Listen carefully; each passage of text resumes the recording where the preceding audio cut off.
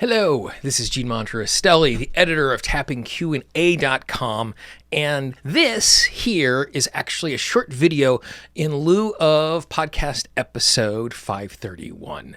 And what we're going to talk about today is what happens when you have cleared all of the tail enders, all of the limiting beliefs, all of the memories around an issue, and it's still hanging around. And the reason why I'm doing this in video today is because there's some visual elements to what I want to teach you here real quick, and that's going to be hard to do on the regular podcast. So if you haven't done so already, I'd really encourage you to check out the podcast. If you go to tappingpodcast.com, we have over 160 hours of interviews, tap-along audios, and structures like this, but ones that you can consume in your ears and take with you. So let's talk about the reason why sometimes we end up with these issues that we can't clear or seem like they're just hanging around. And where this came from for me is over the course of a period of time, I had a number of clients where they were showing up regularly, they were doing the work on their own, they were doing the work in our sessions, and we're making a lot of great progress. And it felt like we'd cleared everything out. There were no more tail enders, there were no more limiting beliefs, there were no more memories, and still they were having the emotional response and taking actions that were not in line with where they wanted to be in their goals as they were moving forward. And if this would have just happened to one person, my thought would have been, oh, we just haven't got to the root cause yet. We need to dig a little deeper. But instead, because it was happening to an entire cluster of my clients, I realized the fact that there must be something else going on.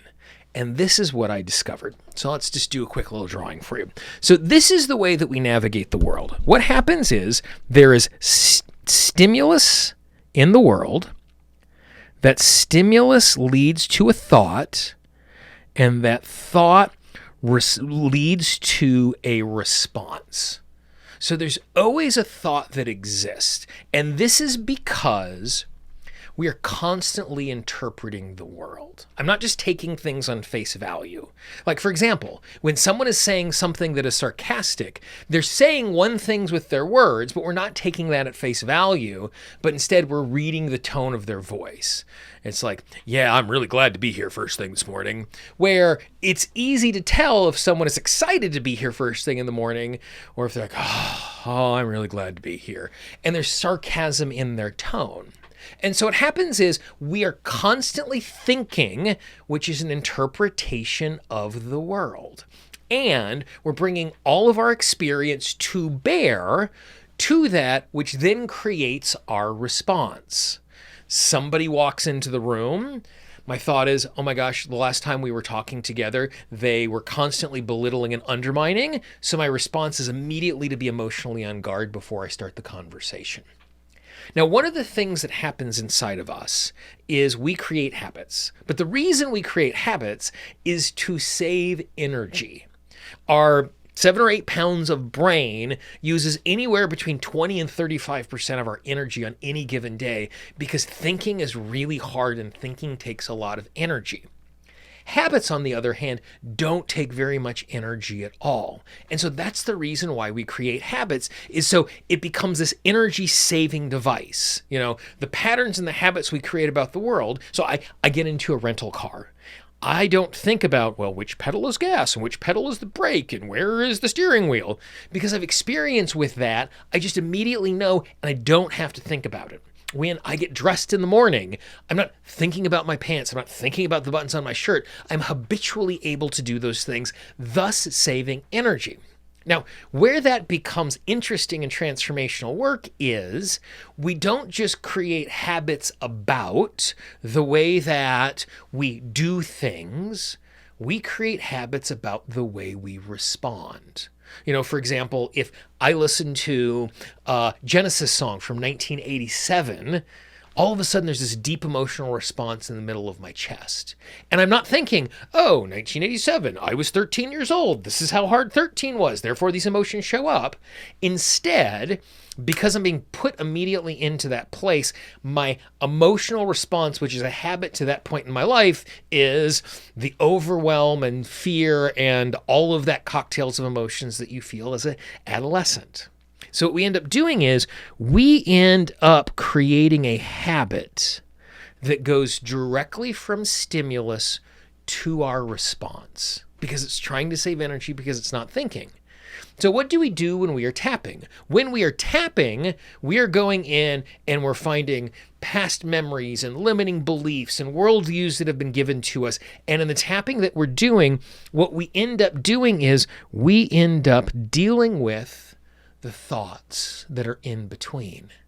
We end up dealing with the interpretation of the world, which is great, except for the fact that what this leaves behind is it just leaves behind that habitual stimulus response.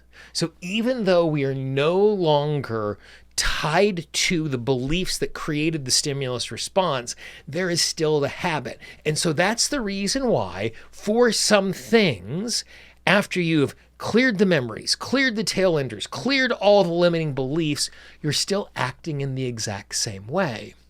And so what we're going to do in this particular case is we're going to say that currently our habitual response is a negative habitual response.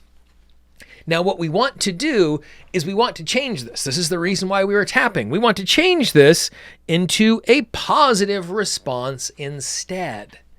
And so the way that we change it into a positive response is we have to think new thoughts. And if we're thinking new thoughts, then what happens is we are able to, instead of following this path, go, ooh, new thought, ooh, new emotional response. And so the way that we do that is we remind ourselves of what that new thought is. And what we do is while we are tapping is we do fire drills inside of our head where we're practicing that. So what we practice is, so let's pretend that there is a coworker of mine who belittles me whenever we talk, and I immediately am on guard and I become too protective of what's going on and I don't speak up. So in my mind, what I imagine is, while I'm tapping, is I imagine myself being in a meeting with a coworker who is doing his belittling little thing, and I hear in my imagination while I'm doing this fire drill, I'm practicing, oh yeah, the reason why my colleague is belittling me is he's really insecure in his position, and if he puts everybody else down, he feels better, so it has nothing to do with what I have to offer here. So I give myself permission right now to speak up because it's safe for me to speak up. And then I see myself speaking up, so that's the new response. So the new thought is, he's belittling me because he wants to be safe, it has nothing to do with me. My new response is, I raise my hand and I share my ideas.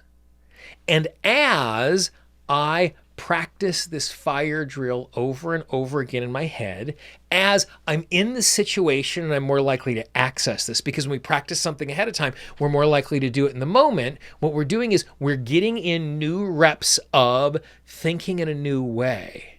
And ultimately what happens is, the first thing that happens is we start to unseat the habitual response that is leading to the negative emotional response. And what we start doing is we slowly start creating a new habit of the positive response. So it doesn't matter if we have that thought in between or not. Because now when I'm in a work environment, I hear someone speaking up, I'm able to just wave it off and I'm able to be fully present and share what is going on.